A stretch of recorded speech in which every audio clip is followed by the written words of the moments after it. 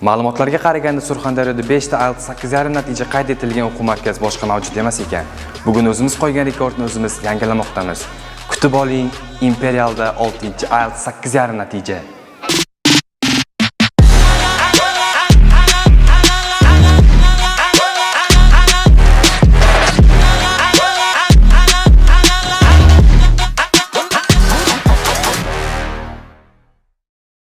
Assalomu alaykum. Mening ismim Guasal Oktamna va men IELTSdan to'xtang. Keling muhojir bunday qilamiz.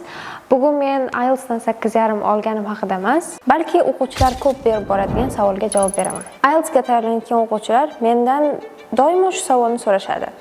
Ballimni qanday qilib ko'tarsam bo'ladi yoki sectionlarimni qanaqa qilib yaxshilasam bo'ladi. Va men doim o'quvchilarga juda ham oddiy, lekin muhim maslahatni beraman. Bu ingliz tilini o'rganish. Bilaman hozir reaksiyangiz mana bunday bo'lishi mumkin. Keling avvalambor IELTS nimaligi haqida to'xtalib o'tamiz. IELTS bu International English Learning Testing System, ya'ni ingliz tilini hayotda qanday foydalanish va kommunikatsiya qila olish qobiliyatini tekshiradigan imtihon. IELTS bu faqat format emas.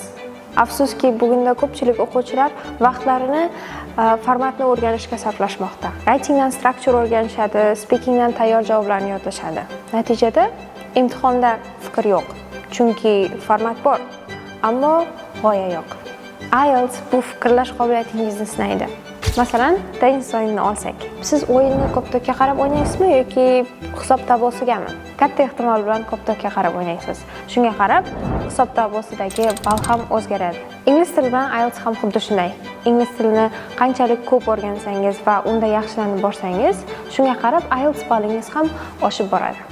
Masalan, IELTS writingda grammatikangiz mukammal bo'lishi mumkin, lekin siz fikringizni aniq qilib tekstda ifoda eta olmasangiz, sizga hech qanaqa kompleks sentencelar yordam bera olmaydi. Speakingga keladigan bo'lsak, siz qanday gapirishni bilishingiz mumkin, lekin nimani gapirishni bilmasangiz yoki uni yaxshi yetkazib bera olmasangiz, siz o'zingizdan baland ball kutmang.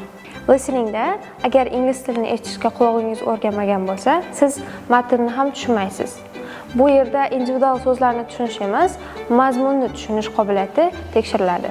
Reading bu bo'lim sizni mantiqiy fikrlash, tez o'qish va umumiy g'oyani ajratib olish qobiliyatingizni tekshiradi. Umuman olganda, tepada aytib o'tilgan 4 ta skillni rivojlantirish uchun sizdan doimiy ingliz tilini o'rganib borish talab qilinadi. Ya'ni IELTSdan baland ball olishni xohlasangiz, film ko'ring, artikl o'qing, ingliz tilida yozing, gapiring, bahslashing. Ingliz tili hayotingizni bir qismi bo'lsin. Faqat grammatikani emas, dunyoqarashingizni ham kengaytiring. Chunki IELTS bu shunchaki test emas. Miss Gulasalga ham IELTSdan 8,5 ball olgani sababli Turkiya davlatiga 2 kishilik sayohat yo'llanmasi taqdim etildi. Agarda siz ham yuqori natijali professional o'qituvchilardan sifatli ta'lim olishni istasangiz, Imperial Academy'ga tashrif buyuring.